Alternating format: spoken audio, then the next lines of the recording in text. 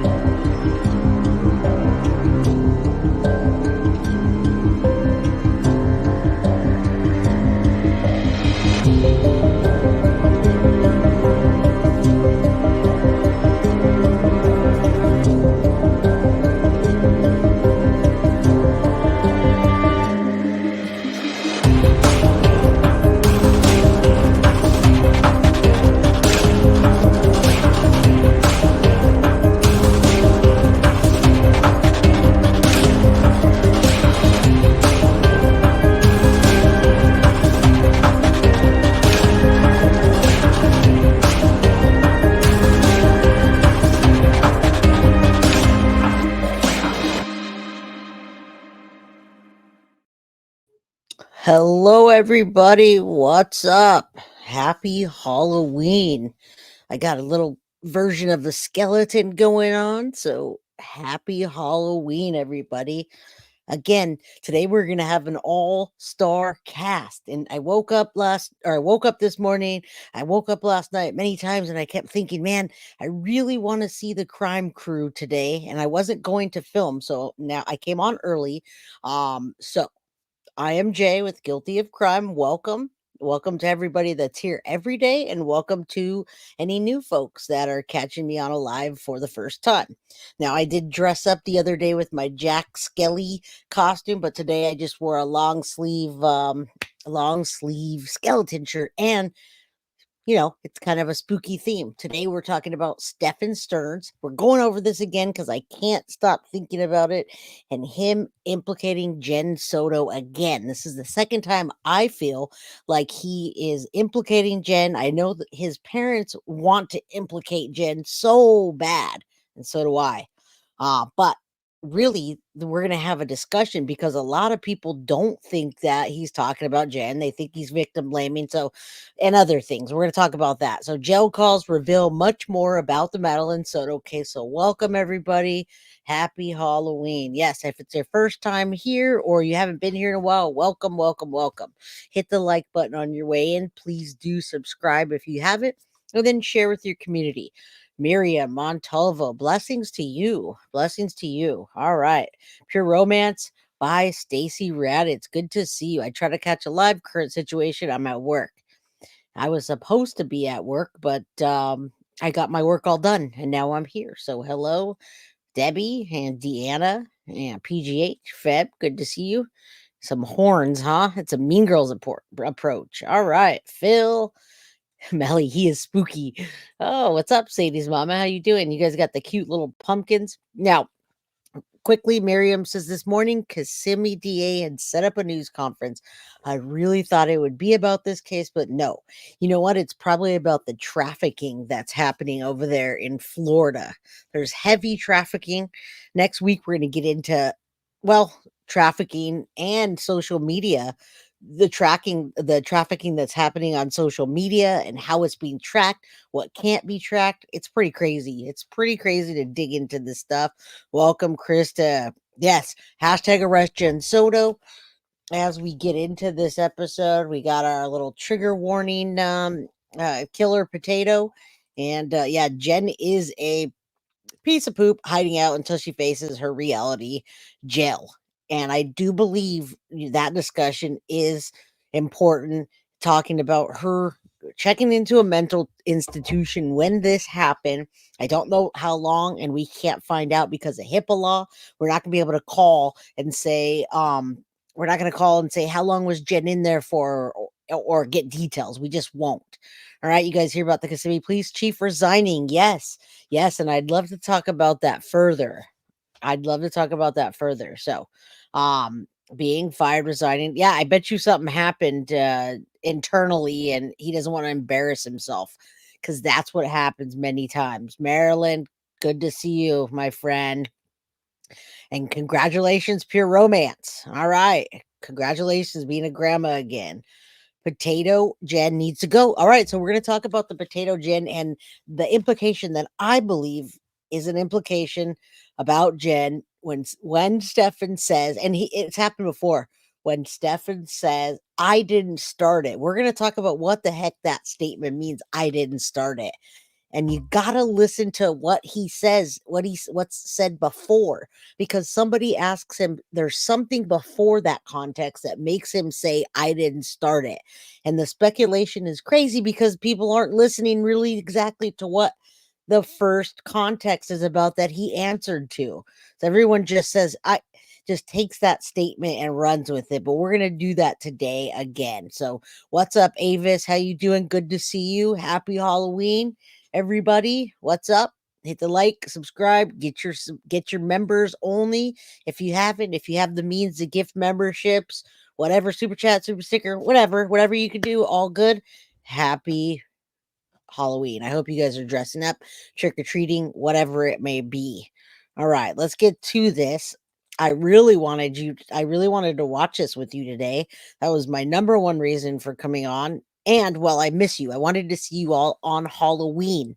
I really wanted to see you on Halloween, but then I saw this all-star cast. I saw Grizzly on there again, and I know how nervous Grizzly gets when she goes on something. So now take a look at this picture here. Madeline Soto at her 13th birthday party, and look at the right-hand corner. That picture is from Jen Lizette. So if anyone, or Lisette, that's Jen Soto. That's the name she's going by now. She's not trying to go by Jen Lisette or Jen Lisette Soto. We did a background check on Jen Soto in the very beginning, and we found out that she had a domestic violence or DV charge when she lived in St. Cloud.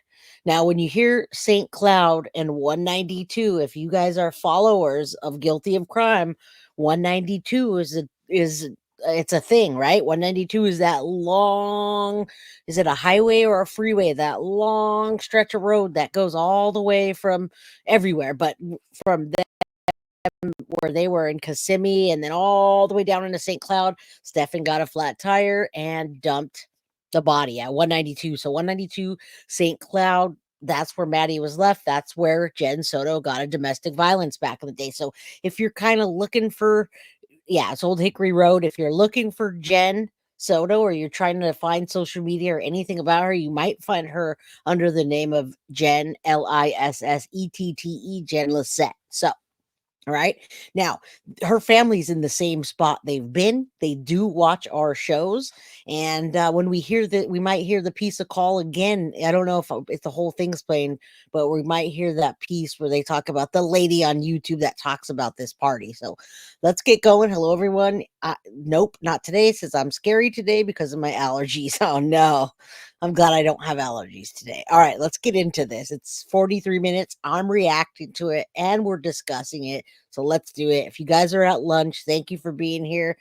Put your headphone in and work and listen. But at the home of a relative. Her mom, Jen Soto, couldn't go to the party because she was working, so Madeline's aunt dropped her off after the party. That night, Jen's on-again, off-again boyfriend, Stephan STERNS, was at the house to watch Madeline. Jen got home at around 10. At around 11, Jen went to sleep and told Stephan to go to sleep with Madeline in the guest bedroom upstairs. That was the last time Jen says she saw Madeline alive. Stephan says he dropped Madeline off at school in the morning, but Madeline never made it to school. She was murdered and discarded about 20 miles from her home. Prosecutors have charged Stephan with that murder, but they've also charged him with something else: years of sexual abuse. They say they found incriminating images of STERNS abusing Madeline on his Google Drive, abuse that goes back more than 4 years. After his arrest, and it's a lot more than 4 years. We know that, everybody. I think they're being safe on here, but this is a great episode they played about 15 hours ago. Grizzly's on this, and they've tied everything they know together now that we have that document out, the 501 pages that have some things that we've seen and some we haven't. Well, we're going to continue digging through that document to bring you more information about the iCloud, about the Fitbit, about pieces that you have not seen before, because I'm sure you haven't had time to go through the 501 pages. Hello to Diana Perez for being here while working. I'm glad you got to join a live too. Don't forget to hit the like button on your way in. Yours truly, how you doing? Rua, crocheting and listening from Ireland, all the way from Ireland. Well, thank you. Thank you. I'm glad you guys caught this today. It's going to be a good one. Stephan spoke to his parents on a jailhouse call, revealing more into his state of mind after being charged with this horrific conduct. It is so incredibly tragic, the life of Madeline Soto, to be sexually abused for all. Absolutely, it is for 6 or 7 years. And Avis just gifted 10 guilty of crime memberships. So if you don't have a membership, make sure your gifting option is on and chat with us, because if you chat with us, you have a better chance of winning a membership. Thank you. Thank you for being here from Ontario, Canada. Sharp like tack. All right. Thank you, Avis. So you're amazing. All those years, and now her abuser charged with her murder. Stephan STERNS is his name. Now, he's first arrested for what was found on his phone, which were all these images of the abuse over the course of years. Then he was charged with murder. Well, there was a phone call between Stephan STERNS and his parents. His father spends most of the time on the call, but I want to take a listen to a piece of that call, because there are parts of it that have raised a lot of questions. I wish there was a way that, you and I can have a conversation, all of us could have a conversation to understand what's taking place, how this came about, how you arrived here, because it would help us better understand the situation, because we're at a loss for understanding how all this came about. I mean, we're just totally baffled. Well, I didn't start it. All right, so I'm going to go back for a second because I walked out and the dogs were, they were barking. I didn't want you to have to hear that. San Jose, California, Mike Taylor. I'm in San Jose, California. Now I'm going to go back because listen to the context before he says, I didn't start it. That's the whole important part of when he says, I didn't start it. What does that mean? Let's speculate before they do. But let me go back to that part, because what he means when he says I didn't start it is I think he means that he didn't start it, Jen did. And what are we talking about? Taking Maddie's life. People aren't listening to that part of it. Now, yours truly, you're on the victim blaming board with poor Maddie. So are some of these all-star cast people up here today. So listen up what he says again before what they say to him for him to react. Of it that have raised a lot of questions. I wish there was a way that, you and I can have a conversation, all of us could have a conversation to understand what's taking place, how this came about, how you arrived here, because it would help us better understand the situation, because we're at a loss for understanding how all this came about. I mean, we're just totally baffled. Well, I didn't start it. Now, what is he talking about? How all this came about? Because they are talking about her life being taken originally in this call. So they didn't talk about they didn't necessarily talk about the essay or the whole thing, or her Maddie starting to sleep in bed with Stephan, etc. So in my opinion on this is the second time now that he's reacted that way. And in my opinion, I think he's talking about Jen Soto again. That's the only person that's going to help him to not get the death penalty. So if Jen Soto started this, she came in, let's say she said, Stephan, go, and he blames Jen for putting Maddie in bed with him, and he couldn't control his wood in the morning, and it wasn't his fault, but then in his mind, he fell in love with her, and it wasn't his fault. He didn't start it, Jen did, but then she let it happen.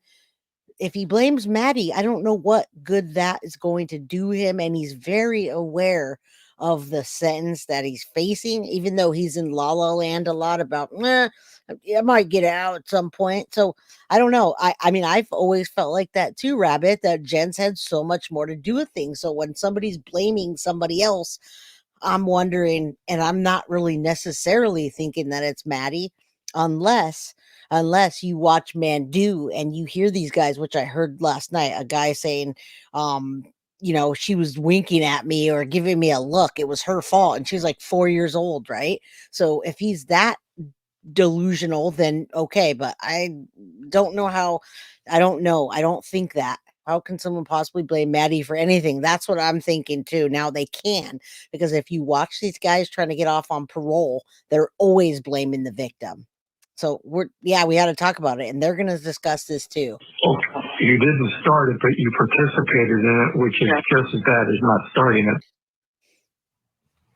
Now they know they're being recorded. Everyone, I mean, the beginning of the call is, you are being recorded. So they both know that. They acknowledge that they want to talk about this, but they can't. But then this statement by Stephan STERNS, well, I didn't start it.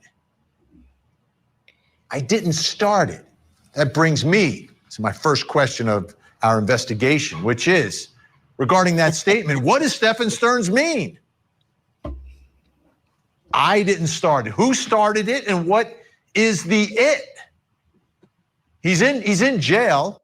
Exactly. And they're all going to have a different meaning on here when they talk about what the heck does Stephan STERNS mean by I didn't start it. Didn't start what?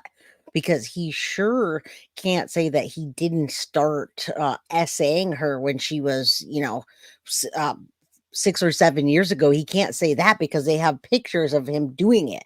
How could you not be responsible for that? I mean, it was his phone, his images, his recording, all of that. The Jen's not in there, or she would be arrested already. So is he pointing to Jen, and maybe Jen pushed her off and knew? That's why she talked about the Woody Allen situation. She knew, but she wanted to keep him. Or is he talking about the actual taking of Maddie's life that night? Like, how specific is he being? What are they saying? All right. Yvette says, member for 3 months, love being part of Guilty of Crime. Thank you. And it's really not that obvious. You're saying they are obviously talking about him, why he did what he did, in what moment he became this monster. I don't know that. I'm not sure it's that obvious. I wish it were. All right. He's in jail for 2 things: facing charges of the abuse over the course of years and for the murder. So what does Stephan STERNS mean when he says, well, I didn't start it? Here to help us figure all this out, YouTuber and the host of Grizzly True Crime YouTube channel, which has owned this story, Gisela K is with us, and also clinical and forensic neuropsychologist.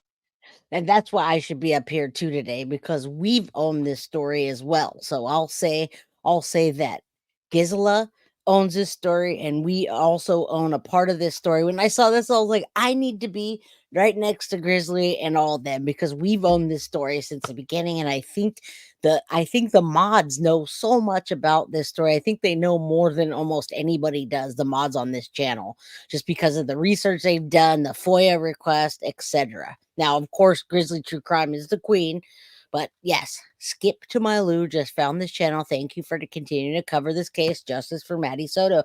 Thank you. Good to see you. Yeah, I agree. I partially do too, and I wanted to cover this today. And I do think that many chomos, many predators do blame their victim, but for this, I absolutely think that he's referring to Jen, and I hope it starts to come out more and more. Thank you guys. Thank you all. Let's keep going. We all own it on this channel. The whole crime crew owns this case as well. And author of the book, The New Rules of Attachment, Dr. Judy Ho. All right, Gisela, let's start with you. How did you interpret this when you heard that statement from Stephan STERNS? At first, my heart dropped because immediately I thought, is he victim blaming? Is he blaming Madeline? And the reason I thought that is... All right. Yeah, and you're going to see different perspectives. Karina, glad I made it live. Hashtag I took my meds. Hashtag arrest Jen Soto. Karina, I didn't see any other messages from you, but please do put them in chat.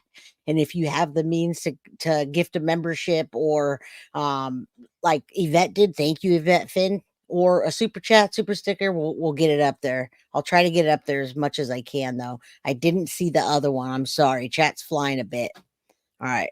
Is because he'd spoken to the police before and said, well, there was an incident where she did something with the phone when she was much younger, but she wasn't scolded for it. So I remembered that comment. I'm like, oh my goodness, is he blaming Madeline? Either that, or of course, my interest was piqued of, well, then who started it? Is he shifting blame to Jen Soto? Is it a whole? Right. And I didn't think that I actually did not think he was victim blaming when he said Madeline did that on the phone. I absolutely never thought about him victim blaming when he said that. I felt like he was justifying any pictures that got caught. He knew they had taken his phone. He knew that he had did a hard reset on his phone multiple times. And he thought, hey, if a picture or two, not 35,000 pictures, get through, I can justify it by saying, oh yeah, when Maddie was little, she was doing something on her phone. She took some pictures that we didn't approve of. Absolutely grooming. But what I'm talking about here is I don't find that he was trying to victim blame. I felt like he was trying to justify. And predators always victim blame when I hear them trying to get out on parole. Absolutely. But I do think he was trying to justify the picture. So by him stating that he didn't start it, is he possibly saying he wasn't the only one? That too, Karina, that too. That's a good possibility. And I've always thought that as well. I've thought all three of them could have been in the same bed doing the same things, but no pictures were taken, obviously, of Jen there. So Gothic, Bree, thank you for the 5 Guilty of Crime memberships. I appreciate you guys all so very much. Thank you. And welcome to the new members. Mai Tai, what's up? All right. Thank you. Whole network of people, I wonder. And let me follow that up though, because what do you think? Do you think the it is the abuse of Madeline, or do you think it's connected to the murder of Madeline? Very interesting question. That could also go either way. My mind went first to the creation of that content. Like, I didn't start it, but yet he had 35,000 other pictures of other children. So whatever he is trying to deflect blame from, it seems to me like he may have started it. He's just doing the typical predator thing of, well, it's not my fault. They made me do it, or it was too tempting, or it's her fault, or whatever it is. Dr. Judy Ho, this is... And I thought that too, it's too tempting. The fact that Jen sent Maddie to bed with him and said, I need sleep. It was too tempting for him not to do it. And she had been doing that for years, and it wasn't his fault. It just happened. He's going to tell them some fantasy tale that, they fell in love. Look at Maddie's messages. Maddie's messages say, we're going to have a baby together and get new parent coins. And look at how many times she texted me. I cared about her deeply. I loved Maddie. That's what I feel like if he ever does say anything, that's what he's going to say. I mean, I just don't see any other out for him or any other justification, but I do see the messages like that. And those messages reflect that. That poem, the note. Ugh. Bree, what's up? Thank you for the $10 super sticker. I appreciate you. Anybody else want to chip in? I would send my own, but that would defeat the purpose. They know they're being recorded. He knows he's being recorded. So he's not necessarily going to confess, but it is sort of a confession to being involved in whatever the it is. What did you take from that statement? And I'll stop interrupting for a second just to say, but I'm here to react to this. So just to say that he did implicate himself just now. When you say I didn't start it, you're completely implicating yourself. It's like saying, they robbed a bank. I didn't start the plan. I didn't come up with the plan, but I was there. You're still implicating yourself. You're still going to be liable for probably a maximum sentence just as well. Exactly. Inherent in that statement is that there was some direct involvement. Yep. And just as Giselle said, we don't know. It is quite cryptic, but most oftentimes criminals, predators, they view themselves as oftentimes doing something that isn't so wrong, They've justified it to some degree. They've explained it away so they can still be a good person. Most people, even mass murderers, don't necessarily think of themselves as evil, right? You can say that that's poor insight, but I would also say that that is a form of human protection of your own mind. You don't want to believe that you're a horrible person. So you make up an excuse that what you did is somehow not as bad as everybody else thinks. So I wonder if something like that is going on. And of course, if that is going on, could be somewhat subconscious, but it could also be intentional, like deflecting the blame so that he gets a lighter sentence. We'll see how the evidence bears out because, I mean, he's running out of excuses. Yeah, and the other part that we've been talking about, throughout, once we learned this fact of the sleeping arrangements as well, was something that sort of struck my mind. The sleeping arrangements, was Jen the one that started this whole thing, and he's pointing the That's another thing I think he's referring to.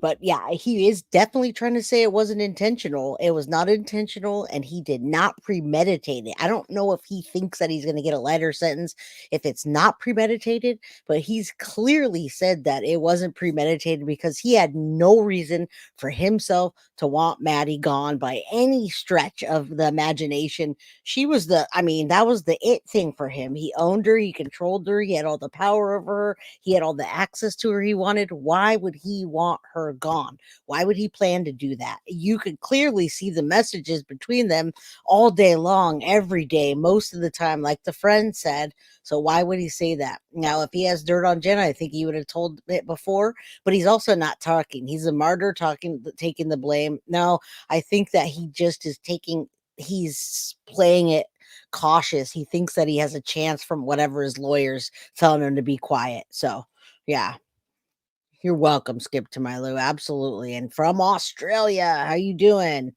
And Pickle Me Elmo's been lurking.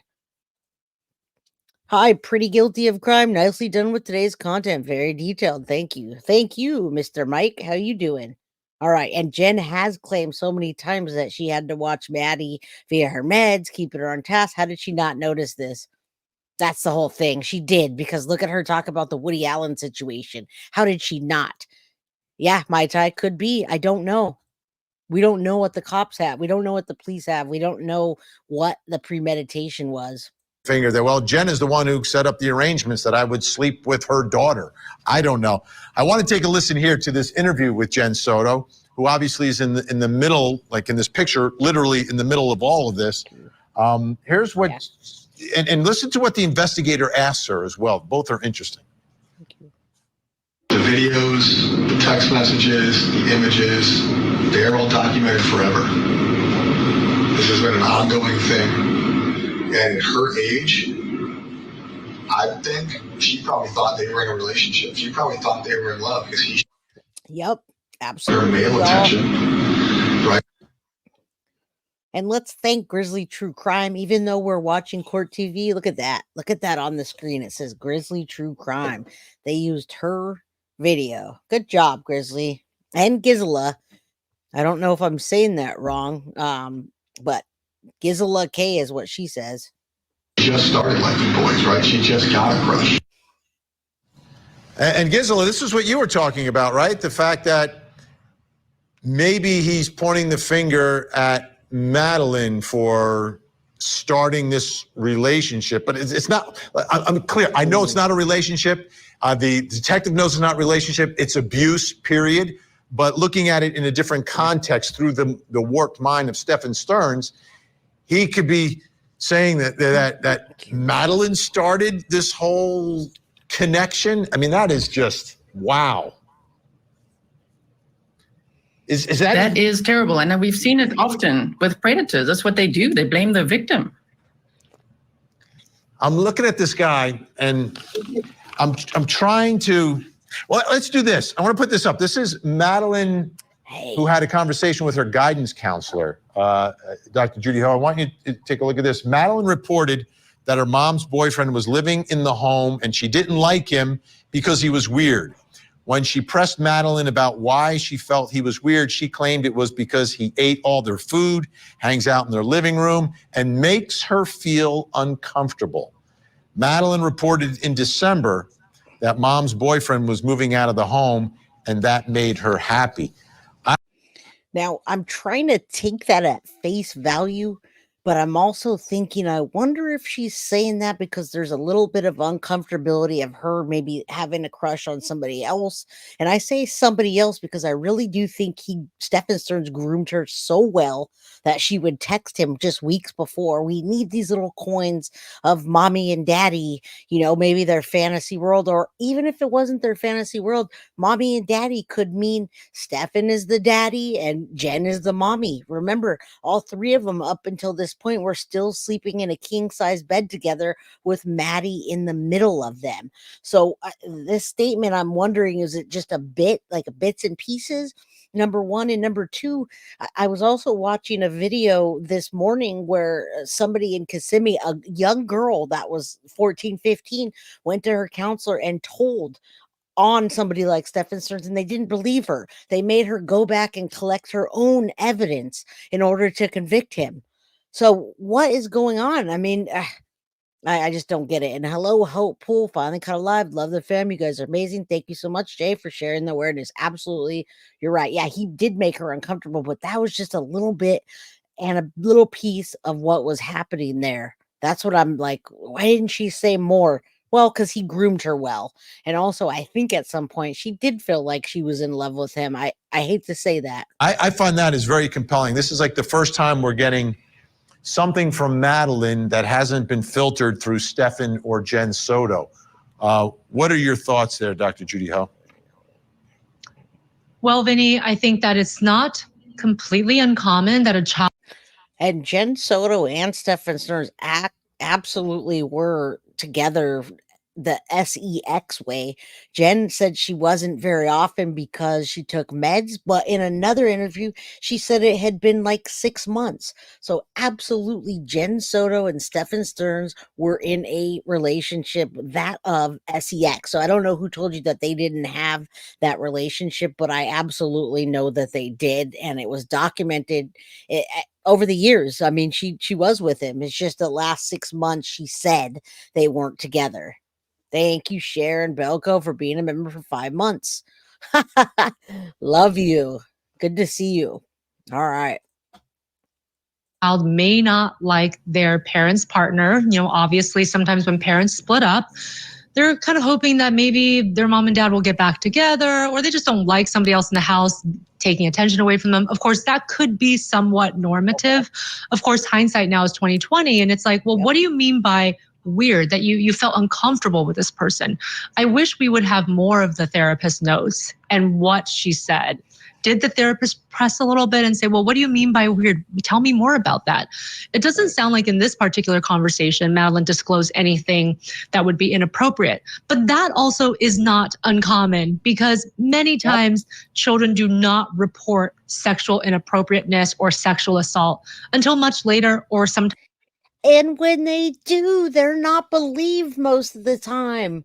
I just watched another documentary on Netflix called Into the Fire, and this girl reported it. She pulled out a red flag and lit it on fire. She reported it to the school, to her mom, to every person that she could talk to, her friends, everybody she reported it to, and nobody listened. So this guy ended up taking her life and got away with it for like 30 years. Buried her in his own backyard. Oh my God. And you guys will watch it. You can watch it unfold. It's called Into the Fire. There's so many twists and turns. And I don't think I gave it all up right now. But I always tell the story and then go backwards and break it down.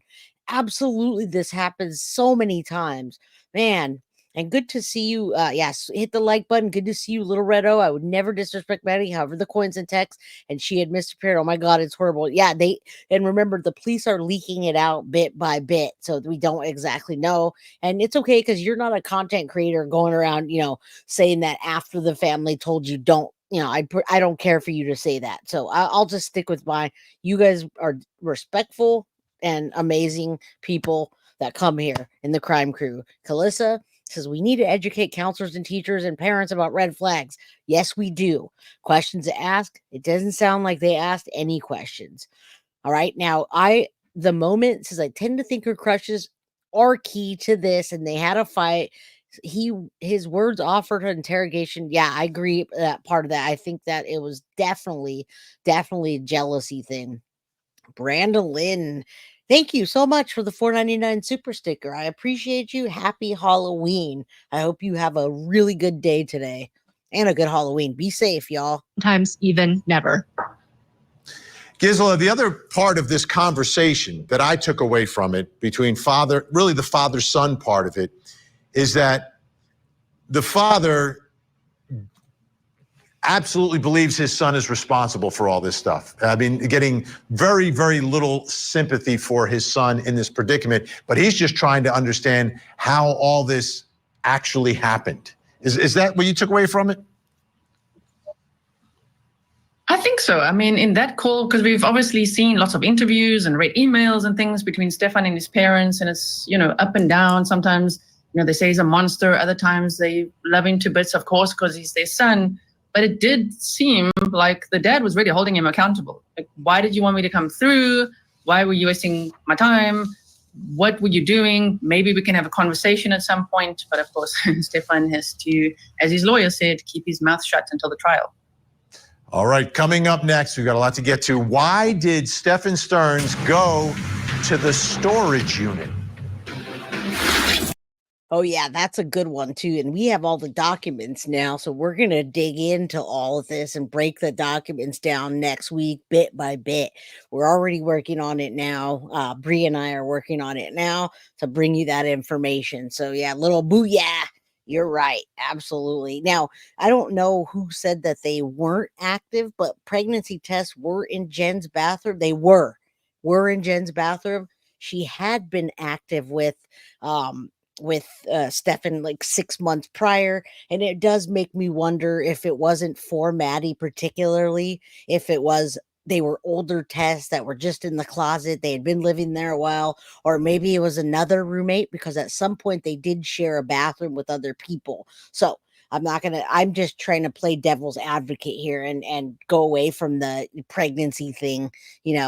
I've already been told multiple times, just steer away from that. So I'm trying to look at alternate theories. They had a major shakedown at Kissimmee. Yep, we heard about that. Good to see you. Thanks for joining us. All right. That's a good one too. That's a good trial.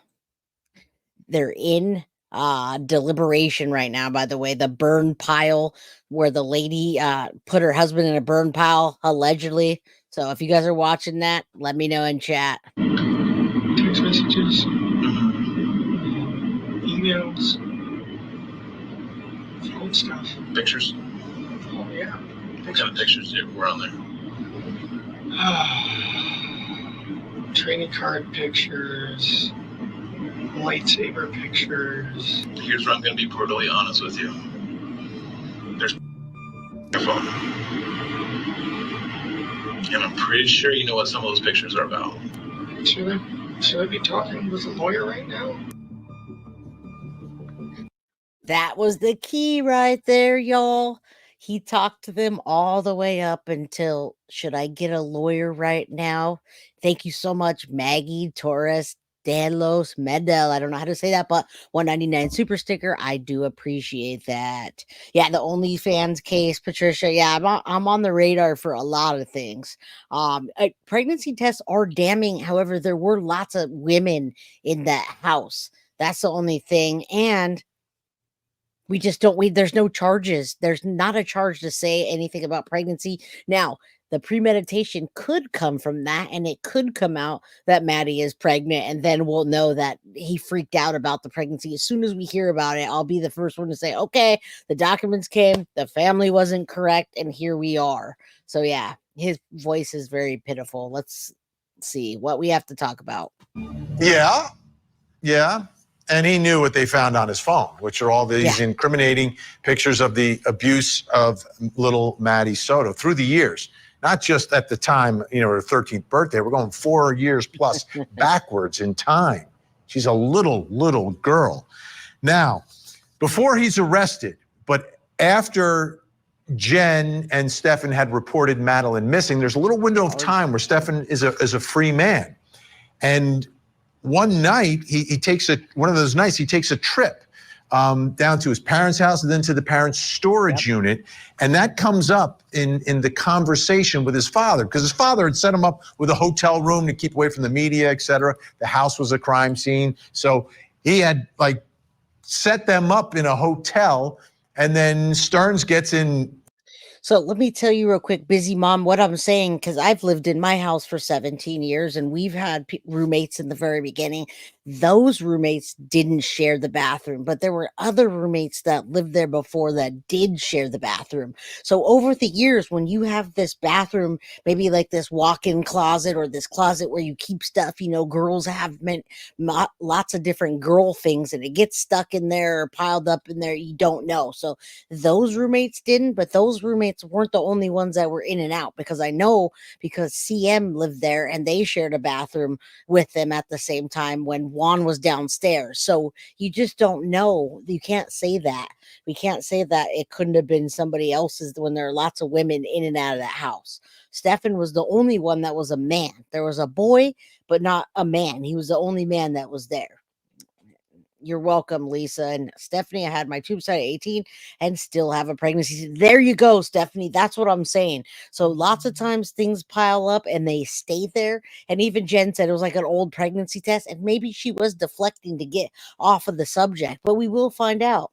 I can't share my bathroom. It's too weird for me. Well, you know, when you're not working and you're struggling for money and you got rooms labeled 1, 2, 3, 4, you kind of don't have a choice.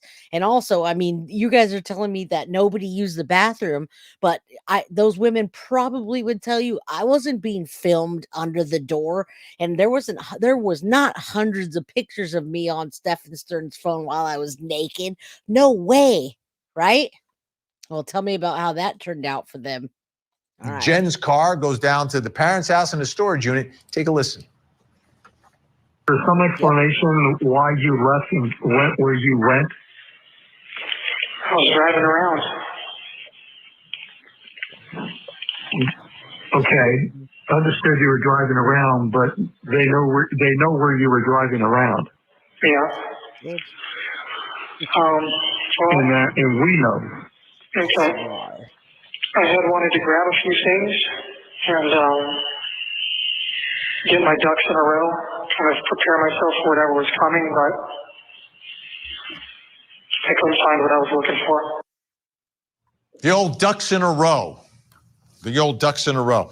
So he goes to the store. Like, this is an important question, I think, because this is at the point where Maddie's missing. He's still free, hasn't been arrested. So what are these ducks in the row? Brings me to my next question, which is, why did Stephan Stearns?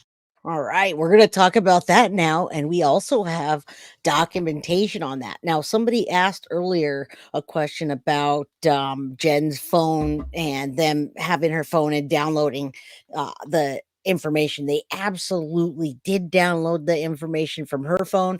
They collected 4 phones, as a matter of fact, and they had to get warrants. We're going to talk about that next week, but they did. And that's the only reason I'm like, they didn't arrest her, and yet they have everything. Joyce, good to see you. I was just thinking about you. Good afternoon. Happy Halloween, and tell your family to send love from Guilty of Crime. Let him meander into GP. They will get him there, right? Meander. Good to see you, Diamond Girl. It's very vague with his dad, like his dad doesn't know why he's in jail. I think he really wants Stephan to talk, and I think he really wants Stephan to implicate Jen badly, because you heard what they talked about. You heard what they talked about with Jen being a drug addict and sleeping all day and not working. All right, now why did Stephan Stearns go to the storage unit? I think the answer for me would be to go get the hard drive, maybe, but there could be more. What do you guys think about that? Why the heck did he go there? Do we know, really? Do we actually know? Go to the storage unit. Back with us, Gazella K, and private investigator with more than 2 decades of experience, Jason Jensen. I want to put a couple other pieces of information out there for everyone. Here's Stearns' dad speaking in his interview on Hidden True Crime. And he explains. I told you, all-star cast today. They're just bringing it. Now, the moment he went to, I don't think it was a tablet. I think it was a hard drive that he wanted to wipe off. But there could be more. He said get his ducks in a row, meaning he wanted to get rid of any evidence that he could. And absolutely, this guy makes me sick. Thank you, Synth, by the way, for the 5 guilty of crime memberships. Right, exactly, Diamond Girl, exactly. You nailed it, and you've got the right verbiage for me to put it up on the screen. Thank you. All right. What was going on with one of the computers at the house? Take a listen. Said, hey, look, there's a desktop computer at home. Maybe you guys should come get it. He said, okay, we'll make arrangements to do that. Only to find out that the hard drive was removed from it. I know it was there Saturday morning when he left. Yep. Because I told the police that after I found that out. So he purposely removed that hard drive. Why? There you go. We know so why. He's got a missing hard drive from one of the computers in the house. And then you've got this. This was written by a detective. I contacted Chris, meaning the father, by telephone, who stated he was cleaning out the storage unit he had on Executive Avenue. Chris stated he opened one of the storage bins and located a hard drive that would be normally housed in a desktop computer. Chris stated Stephan must have gained access to the storage unit when he made the trip to Northport on 2/28/24. Gizzle. That is interesting before we get into this, because how did he have such an eagle eye on that hard drive? You're right, sweetie. You feel the father seen the hard drive. How did he have such an eagle eye on that but not know what was on it? Like, if you go into my storage, anything, I'm not going to be able to tell you exactly what was there and exactly wasn't and when, especially not something like that. So how did he know that, and how did he not know what was on it? That doesn't make any sense. Haha, yeah, he wants his job in case he needs it in the future. You guys, I don't know what, but I think he went to the storage to throw the cops off. I really don't think that. I think he went to the storage to get rid of anything he possibly could. Yeah, paranoia, absolutely. Paranoia could be one of them, I'm sure. All right, let's keep going. What are your thoughts about this trip to the storage unit and the ducks that need to be put into this row? Yep. I think the trip to Northport itself is interesting because his dad had just come from there to support him. So off he went, and apparently, yes, he went to the area of the storage unit, I'm sure, to hide hard drives or maybe dig around in boxes there for other flash drives and things like that.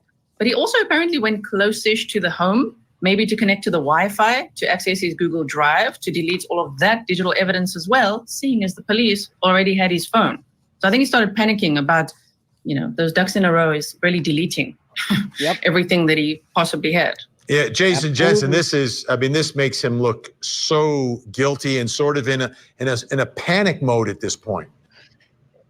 Oh, exactly. He's trying to clean house, trying to minimize all the things that he's doing that's illegal, and obviously possession of child pornography is a federal offense. So if anything else, he's trying to avoid detection for that particular set of crimes. But given the fact that there is a missing teenager, discovery of that would actually tie him to having a motive why Madeline would disappear. For instance, that he was modeling for additional photography, which is later discovered in his Google account that he had images of him abusing Madeline for years. And he thought those images, Jason, were the ones that he was able to delete through the old accident. He did. You got to remember, he still had a little bit of freedom. He was still able to do certain things, and he didn't think they had him pegged yet. And he might have thought that he was smart, and he might not have realized how sloppy he was. All right. So why would the police, Josh says, why would the police allow him to go to the storage unit? It was 2 days later, no surveillance. She was still missing because they didn't have anything to hold him. Now, they had a tracker. There was no surveillance on him all the time, but they were keeping tabs on what people were doing. All right. Veronica, good to see you. If I didn't come on today at 1 o'clock, I wouldn't have been able to come on because it's Halloween and I got my daughter, lots of things to do with her. So good to see you. Yeah, you're right. They're all that too. And this is good to talk about. This is a great episode where there's so many different perspectives on it, and you all have different perspectives, which I respect. They can all be different. Dental factory reset. Exactly. But, of course, it doesn't clear anything else that's on the servers at Google. So there you go. Yeah. So, Gisela, as we look at the way Stearns was acting and reacting, at first we saw him do those TV interviews where people were a little creeped out by the way he was acting. We've seen the body camera footage as well. What's your overall take on the demeanor and actions of Stearns between the time that Madeline goes missing and when he is arrested? I mean, it's just another dumb criminal. That's all I get from it is he's trying to... I think he is another dumb criminal. However, someone brought it up earlier that he looks like a husband grieving for his wife, like a real true, not like the husbands that took their wives live, right? Not the au pair that took the wife and put her picture in the wife's room and they took her life. Not the fake husbands that did the actual crime, but real husbands that lose their wife. They're devastated. They've been with them for lots of years. That's what he looks like there. He's overly dramatic. Like he should not be crying like that. No man that is not like even a stepfather or part of the life that's in and out and that your daughter thinks is weird should be reacting like that. Like she was sitting there petting him. Oh, poor Stephan. He lost it, Maddie. She wasn't even, it was just weird. It was overdone. Yeah, overdone. Just straight weirdo. Like I would be creeped out by that if some guy did that. Ugh, gross. Cover his tracks and be cool and act believable, but none of it was coming across that way. I mean, to me, he was a red flag from that first media interview that we saw when he was cracking his knuckles behind Jen Soto and trying to control the narrative. All of that, the drives up and down in different cars. I mean, the whole time he's wearing his Fitbit as well. Ridiculous if you think about it now, what he was doing and what we know he was actually up to. Jason Jensen, when you look at this and you look at the allegations, do you think this appears to be a crime when we talk about the murder that was planned out or something that happened and all of his alleged actions are sort of reacting to a situation that he wasn't necessarily expecting to occur? Well, yes, exactly. As minors of child abuse of this nature, as they grow up, as they go through, school, high school and whatnot, and they interact with others and learn that this kind of behavior with a stepdad or a boyfriend or anything like that is illegal, all of a sudden they realize, oh, I have to report this. So it wouldn't be surprising to me because it happens in other cases. The victim mentions something about, hey, what you're doing is wrong, and that person panics. It's like, I got to silence this person before I go to jail forever. And Gisela, the overall...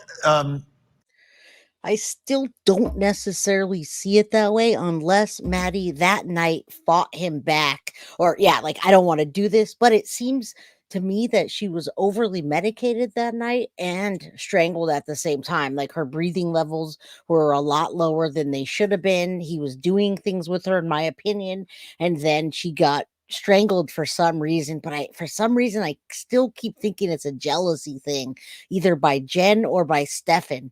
And I, at the moment, great comment. He's overacting, put it on the camera. Meanwhile, this is a great comment you're saying. Housemates described him as nonchalant behind closed doors. He was, and talking about him doing laundry and cleaning up after a crime was committed because he was a filthy pig. Other than that, right? Melly, thank you so much for the $3.99 super sticker. Happy Halloween to you as well. I can go get some candy with that. Thank you. Hashtag he took his meds too. I like that. And I think Maddie might have known a lot more and been a lot more grown up than we even think. I think she was a bit ahead of her time, the way that she grew up with those two, being in the middle of those two on many, many occasions. People coming in and out of the house. I think, all right, let's keep going.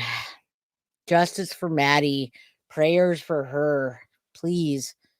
Takeaway from Stearns in this initial phone call. Do you get the vibe that he understands the severity, that he understands that he's not getting out of prison, or is he holding on to some delusion that he's going to be walking out as a free man? Yes, I think the latter. It sounds like he thinks he's going to get out, that he's going to need his social security card. You know, he wants to know where his toy boxes are, literally so much. So I think he was planning for, okay, well, you guys will all be gone, but when I get out, I'm going to need that social security card to set myself up. I mean, I don't know how he thinks he's getting out for those charges.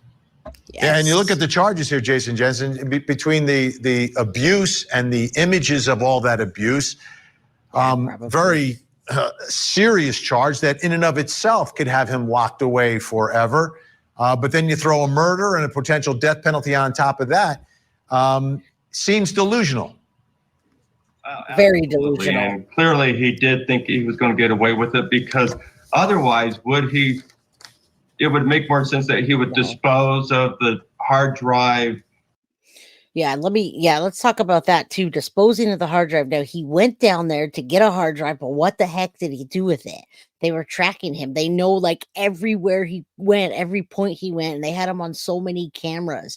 Now, Pure Romance by Stacy, they do have a toxicology report, and that toxicology report can be released to Jen Soto and Tyler Wallace, Tyler and Tatiana. Now, Tyler's the biological dad, and Tatiana was the stepmom, but Tyler would give all the results to Tatiana and their family and say, look at this. It wasn't released publicly, but it has been done for a while and released to Jen. And if they gave it to Jen, because she's not part of the investigation, the parents do know.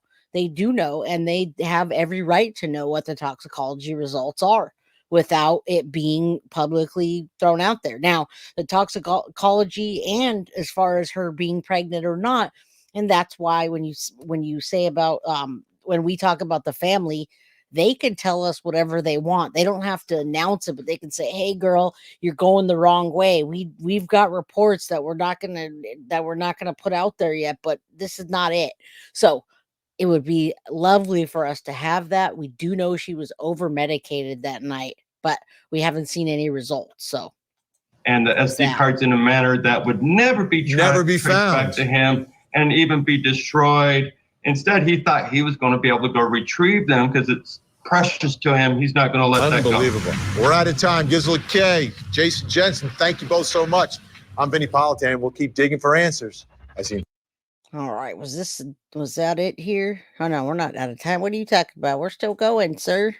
Stephan STERNS. STERNS didn't work much. He didn't own much. So he spent a lot of time over the years living in the house with Jen and Madeline. Then, in a strange arrangement, STERNS would sometimes sleep with Jen and Madeline. And sometimes he would sleep with just Madeline alone. Jen says she didn't suspect anything was going on, but when Madeline went missing and was found murdered, detectives told Jen STERNS had pictures on his phone of Madeline being sexually abused by STERNS. Her reaction to this has raised eyebrows and some suspicion, but Jen hasn't been charged with anything, while STERNS has been charged with abusing and murdering Madeline and is now facing a potential death sentence. Meanwhile, many questions about what exactly was going on inside that home still have not been answered.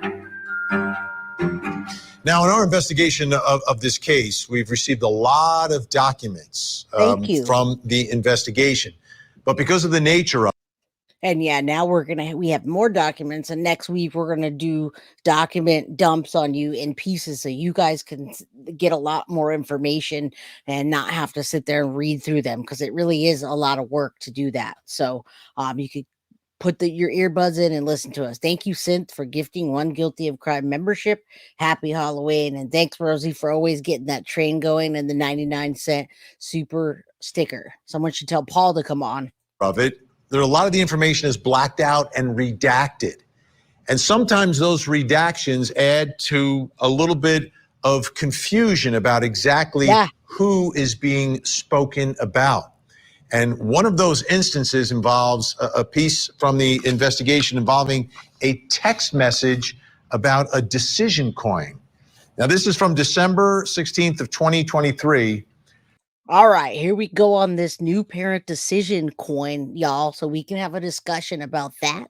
Again, we talked about it a bit yesterday, but we did a heavy uh dive into the timeline bit by bit yesterday. So it was really good timeline that they gave us. And then we saw a little bit of map time where we could see the roads. I do want to tell you guys I love my daughter. You guys know that, right? She just texted me and it just melts my heart. She's like, I love you, Mom.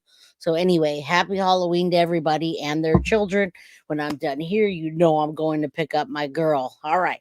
She had a Halloween thing today, and today she was a ghost. So off topic, but you guys know why I do what I do here, and you guys understand that I have a daughter that is just turned 10, and that my passion for this case and for getting justice for Maddie is just really close to home. So yeah, I will have a wonderful evening. You guys do that too. Let's keep going so I can go pick my baby up. Redacted sends a text message to Stephan that contained a photograph of 2 coins. The coins had the inscription of New Parent Decision Coin and appeared to be from Amazon.com. Redacted, again, sends 2 follow-up texts to Stephan stating, we need this and get it for us, please. A search of Amazon for these coins revealed these coins are for new parents, where one can flip a coin to decide if it is the mother's or the father's time to complete a task for a newborn. Due to the fact that this conversation was not near Father's Day or Mother's Day, leads one to believe Redacted and Stephan had possibly spoken about conceiving a child. Wow. Now, I want to show you what we found on Amazon. This is the Amazon Parent Decision Coin. You can see what it kind of looks like. You know, on one side. Yeah, so like I said yesterday, if you take this at face value, then absolutely. I do wish the officers would just say something, or not the officers necessarily, but the department that's releasing the documents, if Maddie was pregnant or if she wasn't. With all of this speculation, so many times we hear the pregnancy test and all these speculations about Maddie being pregnant. I wish they would just rule it in or rule it out. It's driving me nuts. Dee Dee, thank you so much for the $9.99 super train sticker. Thanks for all you do, Jay. I appreciate you very much. All right, let's keep going. And you guys talk about this. If you think that she was, I mean, we'll find out sooner or later for sure on a piece of paper, right? It's daddy's turn. On the other side, it's mommy's turn. And I guess it's for things like changing diapers, maybe feeding the child, whatever it is, being the one that stays up at night. But wow. This is something that new parents would want to purchase, or someone planning on becoming parents. Which brings me to my next question in this investigation. Who sent this message to Stephan Sterns? I'm pretty sure Maddie did. Maddie sent a lot of messages, and somebody said earlier they mentioned, could Stephan have been using Maddie's phone to send things? Yeah, and we do know a time frame when he probably was using her phone. They don't talk about exactly what it was, but they talk about the time frame that night where they think Maddie was already gone and her phone was on or had moved or gone on the charger or gone off the charger. So yeah, I think that most of the time it was Maddie texting him. Many people can attest to that. And they also can attest to the fact that they would be in the same room together, texting each other while everyone was sitting there, kind of like you do with your friends, right? So you're doing that with your mom's ex-boyfriend. That's really weird and creepy. And now I don't think she knew any better. Veronica, just real quick, the trial isn't going to happen until at least 2025, September. I think there might be a January or February hearing, but it's not going to happen until 2025. September, I think, is the first one. So it's going to be a while. And there's a real date, but it's not real. It's just a hearing. It's going to be a while. Who was perhaps talking about conceiving a child with Stephan Sterns?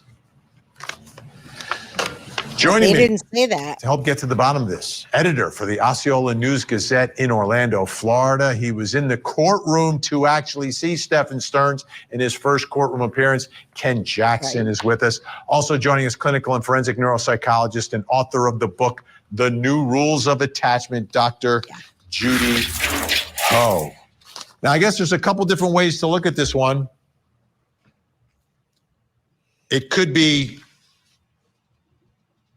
Madeline sending this. Now, nothing in the text messages talked about anybody conceiving a child or any kind of thing like that that we know about yet.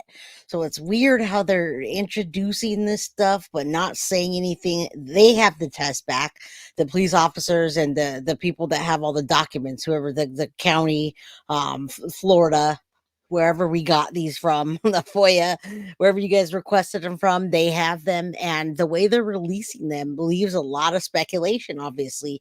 And I have a lot of people playing devil's advocate in here that are saying it could be an inside joke. It could be their Tamagotchis. And maybe both of them played the parents in the Tamagotchi. Maybe Stephan Sterns was the daddy and she was the mommy. Or, Osceola, thank you, Carly. Or maybe it was at face value. Maybe there's nothing deeper and it was literally them planning to have a baby or her pregnant, right?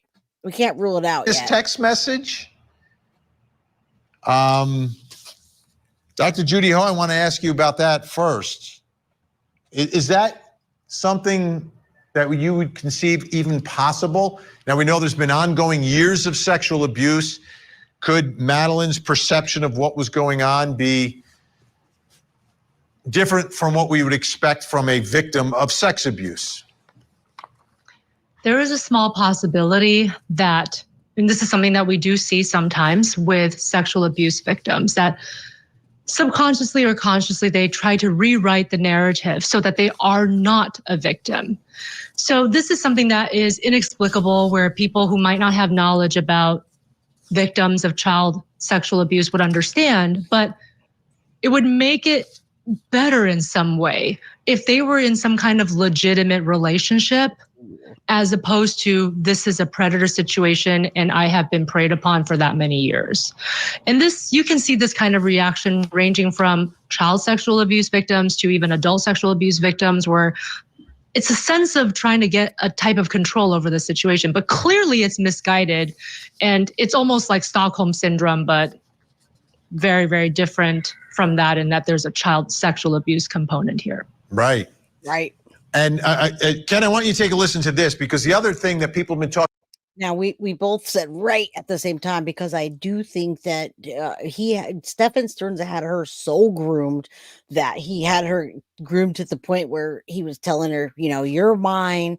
We're going to, when you're old enough and we can come out together, we're going to be this and that. I'm going to give you this and that. And, I'm not with your mom, but all that stuff, like he was a boyfriend. But there got to a point at the end where she was just over it. That's why she was doing better in school. That when he was gone, she got student of the month. That doesn't sound like a girl that is missing Stephan Sterns, that he moved out. No, this is not the permanent time, Lynette, at all. Just today, because it's Halloween and I got things to do later. So 4 p.m. normally. 4 p.m. Pacific Standard, and then Eastern 7. The trial is even farther away than what you think, Avis, because those dates are just pre-trial, and there's probably going to be a bunch of other stuff that jumble it up. Look at the Brian Koberger case and many others for this kind of for the capital case. Yeah, it's going to be a while. Talking about from the beginning, alleged motive for murder was Madeline carrying a child after being abused by Stephan Sterns. Here's Jen in her interview talking about Madeline's period. We can go even worse. She's pregnant. That's what questions last night led me to believe when we started talking about her period. I was told that her and her friend, and granted, I'm male, never had a period, but that somebody found it weird that they were no longer on the same cycle. Could be different because she's a teenage girl. Could be that she missed her period. Have you ever found a pregnancy test at home that wasn't yours?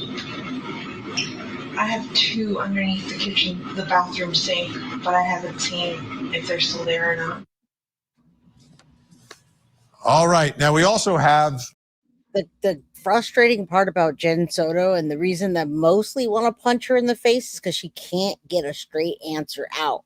The only straight answer she can say is what Stephan told her in that same scripted story. It's like, come on, lady, you just want to choke her. It's like, were their pregnancy tests there or not? Were they still there or were they not? Like, where'd they come from? Why were they there? I don't know. I haven't seen them in a while. I'm not really sure. Like, dude, lady, come on. Like, get it together. You should know this. Ah. Now, he waived his right to a speedy trial, I'm sure. And it was referenced by the detective there. Madeline's friend, speaking about the menstrual cycle, she had previously mentioned her and Madeline, this is Madeline's friend, may have been on the same cycle, meaning they got their period at or near the same time monthly. But this juvenile clarified that Madeline got her period in January, but she didn't know if she got her period in February or not. Actually, that redacted may be Jen there. Again, the redactions get sometimes confusing. So Ken, what are your thoughts here on the prospect? Because this is, a lot of people have been talking about this, right, as a potential motive, but we haven't heard or seen any evidence that Madeline was carrying a child. Right. I mean, this was something that had been speculated early on that it would create a motive that Madeline was potentially, pregnant, and was it Stephan's? And we didn't really hear much about that in the last couple months, as some of these audio pieces have come out with Jen, with Stephan, with the roommates. This new piece with the coins is what connected me back to that. Now, granted, it's been weeks since we even brought up the possibility of her. Right. And I'm looking at chat right now, and it's saying something about Jen can't have kids. Where did we say that?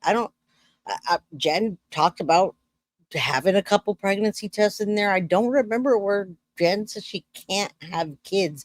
I remember her lying one time and saying her and Stephan aren't sexually active because her medication. But then in another time they asked her if she was, she said, oh, it's been like 6 months.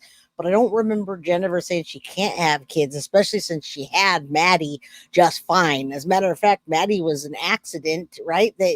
She was having an affair with Tyler while Tyler was engaged to be married, and it was an accident. So, yeah. So I don't know about her not being able to have kids. Interesting. Yeah, 2027. Anna, you're from Florida, right? All right.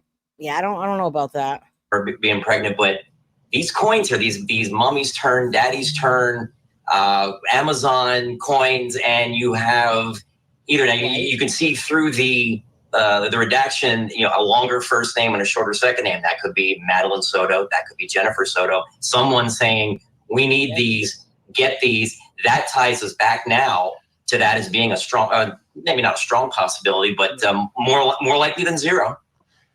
And the other part of this is that Jen Soto, they were not like boyfriend and girlfriend at this time, right? It was something strange evolving in the relationship between Jen and Stephan, but I don't think they were sexually active. So why would they be looking?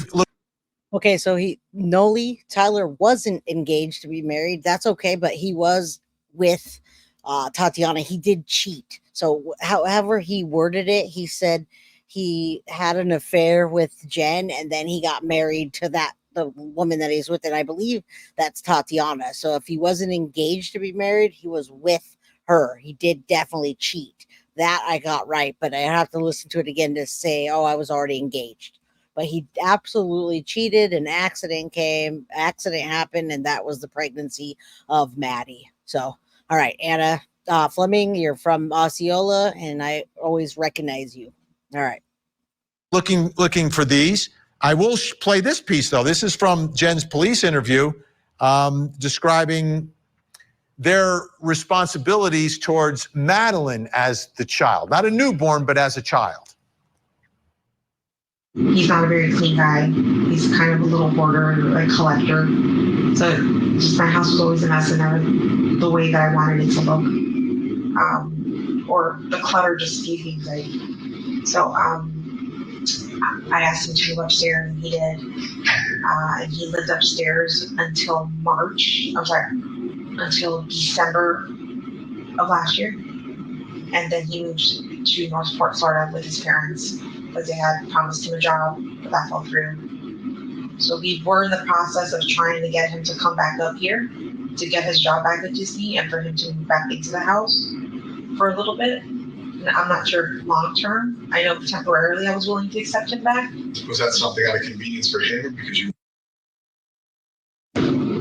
A little bit of both. We missed him.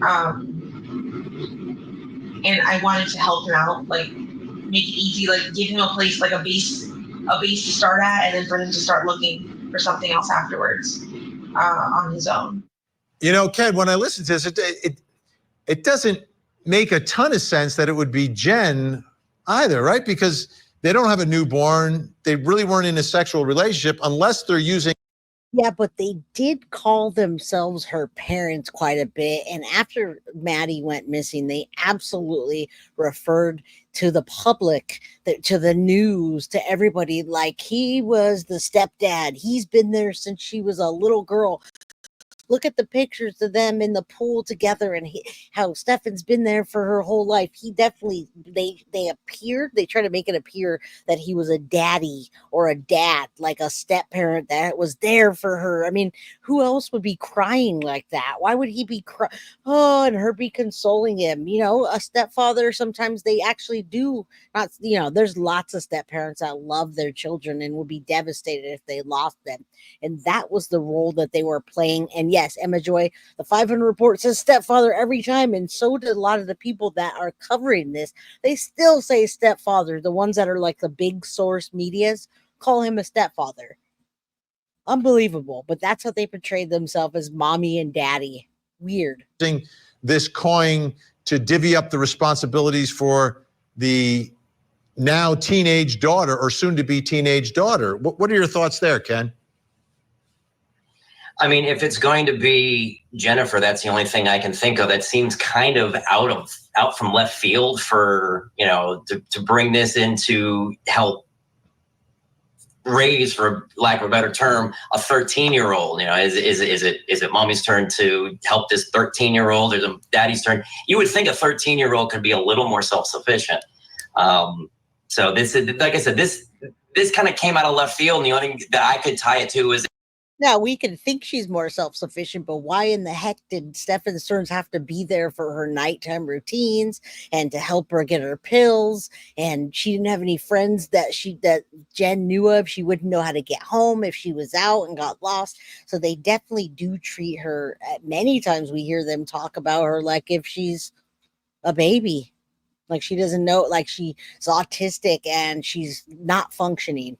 If it's Madeline, ties it back to the potential of her being pregnant. Right. Dr. Judy, what do you think about it being perhaps Jennifer sending this text message to Stephan?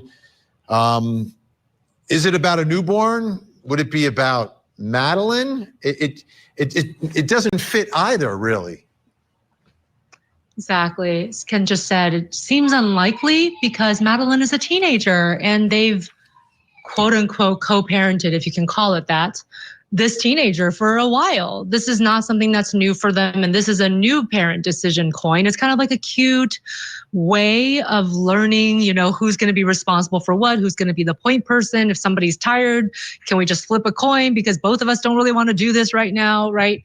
So I don't think that the function of the coin, it would make sense that Jennifer was the one sending the message.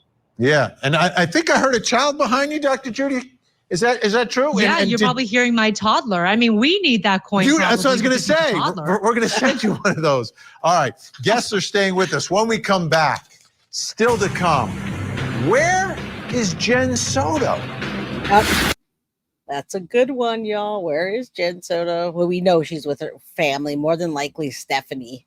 But how is she not seen outside of the house? But since her daughter was found and Stephan StERNS been arrested and charged, we really haven't heard from her. Now, when Stephan StERNS spoke to his father in that jailhouse call, the subject of Jen Soto came up during that conversation. Take a close listen. No, I was wondering if you had any updates or anything. Nope, we haven't heard a thing. Just, speculation that she's been Hiding. put in an institution and hiding in an institution. At her lawyer's request. Yeah. I mean, are you cooperating with police about her participation in any of this stuff? There's been no opportunity for me to cooperate with anything.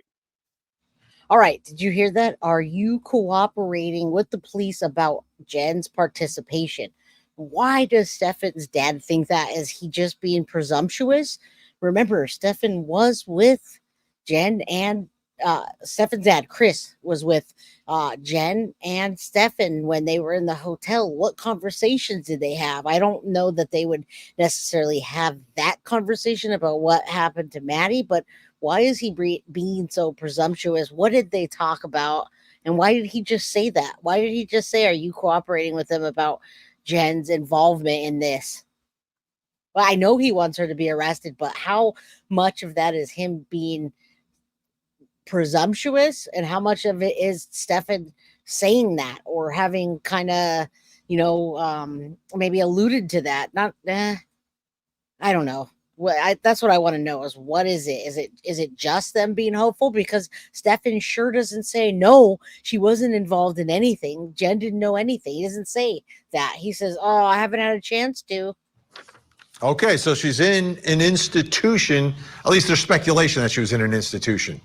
Jen Soto, have some sort of mental breakdown, which brings us to our next question, which is, I think everyone's been asking, where is Jen Soto? Where is she? Where did she go? How is she doing? Still with me, editor for the Osceola News Gazette in Orlando. And he was in the courtroom to see Stephan STERNS, Ken Jackson, and also clinical forensic neuropsychologist, author of the book New Rules of Attachment, Dr. Judy Ho. Staying with family, what I have heard on good confidence is that her lawyer or her legal team has instructed her to, quote, stay lower than low. So, but yeah, we did see, like I said, it was kind of a surprise that we saw Stephan in court at his hearing. The hearing itself lasted maybe 10 minutes. He was let in literally right before his case came up. He's stood there to hear charges and hear that there's about 100 and some depositions that need to be taken, and very few of them have been. And he was there in front of the judge, and when the hearing was over, he was let out almost immediately. Any observations? Did he speak at all? He did not speak, didn't really show any sort of emotion. He was present, is the best word I can use. Wow. He was there.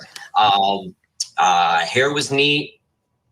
Beard was trimmed, because we've seen him we've seen that beard sort of in different stages.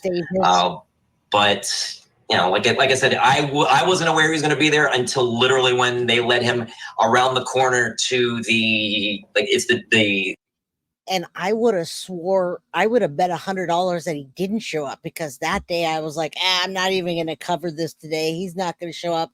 And I was wrong. I was completely wrong. He did show up to that. And that was the first time that he showed up to anything. I thought he was going to be like Adam Montgomery, that didn't show up to anything until he was absolutely ordered to. So I'm glad he showed up. Does that mean that he's going to be participating more and wanting to move this forward? What does that mean? The jury box, he sat for a minute or two. His case was called. He stood up. He approached the microphone, but he did not speak. All right, Dr. Judy Ho, let me ask you first, if any of that speculation is true that she's institutionalized or in an institution, how do you end up in one? How do you get out? And what are sort of the parameters of that type? Oh, no, she did that often, everybody. I do want to hear this, but Jen checked herself in regularly when she had a panic attack or life got too hard for her. And I do know people like that. And life artists, you're right. Potatoes do live underground. There's a potato here, an evil potato, just like Jen. Yeah, she lives underground. So good to see you, Patty Ward. Happy Halloween to you. I'm glad you're here. Of treatment. Well, there's different versions of a psychiatric treatment center. Some of them are lockdown centers where the person cannot leave. they don't have the decision making to leave possibly, or it's just the policy of the facility that, you know what, you are here and it's involuntary. That's very hard to do. It takes a high legal bar usually for that to happen. And the treatment providers actually have to go to court and ask for that. Most of the treatment centers nowadays, even if they're called psychiatric institutions, are actually leave at will. And certainly if somebody loses their child, that could cause you to have essentially a psychological breakdown. You'll need this kind of intense treatment. But I guess there's a small part of me that's a bit of a cynic, and I'm just hoping that that is not something that's done on the advice of the lawyer to make it look like, look at this is a grieving mom. She's too incapacitated to even deal with all of this. Please have pity on her. I don't know which version of the story it is right now, Vinnie. Maybe I've been working with you too much and hearing these stories too much, but I hope it's not the latter. Yeah, exactly. I want to play one other piece of Jen's interview, because this one because we're all going to be like, oh, mad again. All right. And we're getting towards the last like 10 minutes of it. Y'all do me a favor, hit the like button if you like the way I present true crime and these cases and how I interact with you all, because I love having these interactive conversations like we have today. This was such a good one to have. Happy Halloween, Desiree. You gotta go. You gotta live. Yep, I gotta live happy. Hello, beautiful girl. Happy Halloween. Well, have a good Halloween, everybody. If you're dropping off, hit the like button on your way out. If you're coming in, hit the like button. And let's finish this conversation before we all go to our Halloween things. Can't get this out of my head. And everyone, anytime we talk about the story, always talks about Jen's potential involvement in all of this, what she knew, when she knew it. So let's play it one more time. This is from her police interview, and the name Woody Allen comes up. I've always told him that my biggest fear is that this would turn into a Woody Allen situation where the stepdaughter or the dad grooms the child and the child then turns 18 and ends up running away with him. I told him like that was my biggest fear and I don't ever want that happening. Like, you can't do that to me. Like, why would you say that to him? Because I never trusted. I grew up being told never trust a man. My mom put that in my body. Never trust a man. Yeah, what'd you do? I can't get over this statement. Dr. Judy Ho, you know, it's like she's saying that she's always telling herself, watch out for the Woody Allen situation. And the abuse was happening under her roof. I can't put those two things together. If it's something you've thought about, if you've actually thought about it, and then it actually happens and you're oblivious to it, is that possible? I think she was not listening to her intuition. If she really absolutely had no idea, then she just wasn't listening to her intuition. Then she completely is just, I mean, we know that she just medicated all the time. It's like her and Stephan just lived to sleep. They woke up so they can go back to sleep. They woke up so they can take a nap. They just are lazy POSs, right? And I might as well be able to cuss because this show has been, please, does Jennifer Soto strike you as a grieving mom? She looks for the easiest way out. Is there one photo taken with Maddie? No. Absolutely not, Janet. And I don't think anybody's even debating on them at that point. I think she absolutely snitched on herself. How could you have that scenario in your mind and it actually be the truest thing ever? I just don't know. It just doesn't make sense.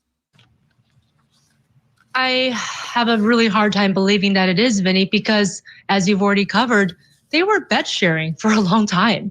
So if you have this suspicion and your mom said, never trust a man, and you're thinking in the back of your head that this could potentially be a Woody Allen type situation, why would you allow your boyfriend to co-sleep with your child who is vulnerable to exactly what your mom was trying to warn you towards, and for something that you've had in the back of your mind because of this celebrity reference? Yeah. And before we run out of time, we have about 15 seconds left here. Ken Jackson, and it looks like Jen Soto's role right now is as a potential witness in all of this. You would think. I mean, you would think that she would be a witness when Stephan STERNS finally goes to court here, scheduled in the 60 CSAM charges. It's scheduled for February. You would think her testimony would be key in convicting Stephan STERNS. Absolutely. Big thank you, Ken Jackson, Dr. Judy Ho. Appreciate it. Wow. Jen Soto's not been charged with anything. And police say... No, she hasn't been charged with anything, but before we go, I want you to remember that part where she says, do I have to press charges now? Can I have time to think about it? Do I need to press charges now? And then the other part where she says, well, you know, I can believe that he was doing I can believe he was doing the sex stuff, but I can't believe he did the evil thing, like taking her life. Now, the sex stuff was the evil thing. It's all evil, and that's disgusting that she would have to think about pressing charges and that she would even say that. Disgusting. Desiree Colette, thank you so much for the $2 super sticker. In Minnesota, girl, good to see you. So don't forget about that. Yes. Wait, what? Does she have to press charges? Yeah, you don't remember her saying that? She had to think about it, and then she said, do I have time to think about it, or can I get back to you? Who remembers that? Life Artist remembers that. Sadie's mom, of course you remember that. She didn't know. And also the evil thing was taking Maddie's life, not the essaying for all these years that he was doing horrible things to her that would hurt you. She's not a suspect. In fact, she is, as Ken said, likely the most important witness in the death penalty case against Stephan STERNS. Now, despite that, many in the public have questioned her actions, and it's very likely that the jury will also question her actions. But thankfully, none of that will impact the case against Stephan STERNS. It won't. Nothing's going to impact the case against Stephan STERNS. Nothing. I mean, it doesn't even matter what she says at this point. And I think that's why many of us say, we don't need Jen Soto to be a witness. It's in the bag. It really doesn't matter. But it does matter because we want her to we want her to go to jail. Yeah, she said, can I press charges? She doesn't realize it's not her choice. She's dumb. And I just wish they would arrest Jen Soto right away. Yeah, the Pixie Head were on the new phone.